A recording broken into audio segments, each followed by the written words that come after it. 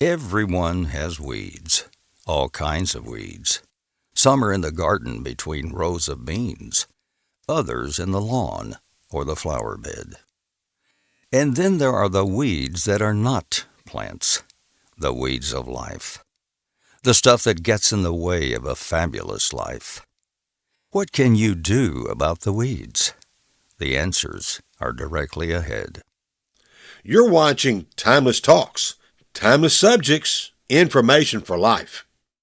Yes, everyone has weeds. It is the stuff that just doesn't belong.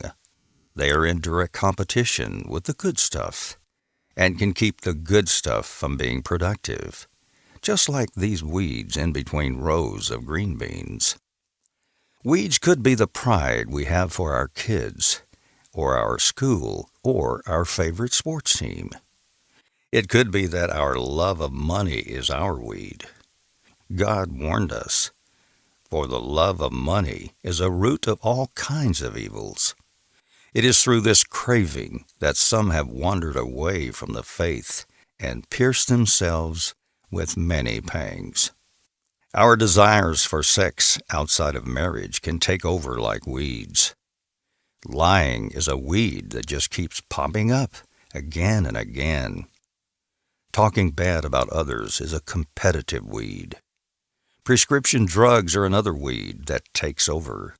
And oxycodone, fentanyl, cocaine, hash, crank, and on the list of weeds can go.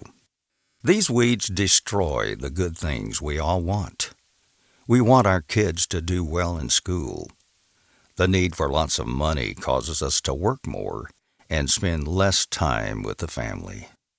Alcohol causes health issues, loose lips that tell secrets, and abuse of family members.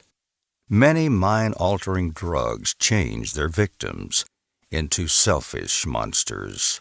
Matthew 15:19 through 20. For out of the heart come evil thoughts, murder, adultery, sexual immorality, theft, false witness, slander. These are what defile a person. What can we do about these weeds? These answers are what you're listening for. Well, like the weeds themselves, some cause more problems than they fix. But they are answers, just not good ones. One of those not-so-good answers is to mow them with a lawnmower. Mowing makes everything look good, like everything in our lives is under complete control. Don't worry, no one will see through it. Do you really believe that? This is nothing more than hypocrisy. Everyone sees through the hypocrite. Jesus said, "Woe to you, scribes and Pharisees, hypocrites! For you are like whitewashed tombs, which outwardly appear beautiful, but within are full of dead people's bones and all uncleanness." So mowing won't work. Now the second answer. Again, one of those not-so-good answers. We could use chemicals. They are called herbicides. We can take antidepressants to make everything better. As long as I have the medication, life is great. But what about when the chemicals are gone, or the Jack Daniels, or Jim Beam? Whenever the chemical wears off, you not only have the same weeds growing actively, but you may have given those weeds some fertilizer. This doesn't work either. The Bible writer Paul condemned sorcery in Galatians 5:19 through 21.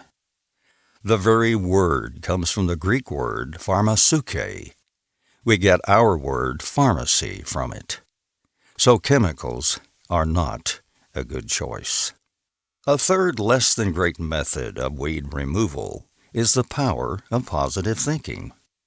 Like the little train, just keep saying, "I think I can, I think I can."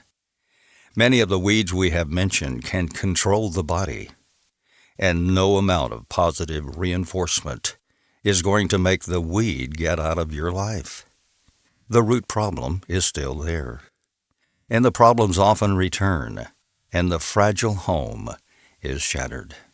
As you have been watching, pulling up the weeds one at a time is painful, slow, and methodical. But it works. Why does it work so much better? Because it removes the growth-producing root. You are removing it at its source. It can't continue to grow. It will die. It will not come back. This is Jesus' way to eliminate the root of the problem, to get the help that is needed in the right place, in the right conditions. People who are learning to obey Jesus will find repentance a key element. They are going to take the weeds out of their lives, kill the weeds, and immediately replace them with Jesus' practices. Paul wrote in Colossians 3, "But now you must put them all away, anger, wrath, malice, slander, and obscene talk from your mouth. Do not lie to one another, seeing that you have put off the old self with its practices, and have put on the new self, which is being renewed in knowledge after the image of its Creator."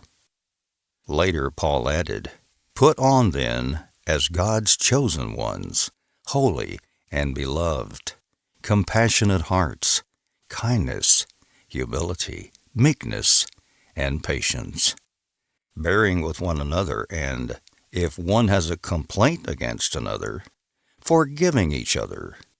As the Lord has forgiven you, so you also must forgive.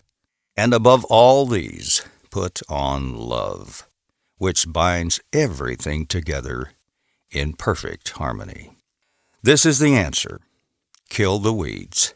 Replace them with Jesus' qualities. Thanks for watching. We will see you tomorrow. Until then, goodbye for now.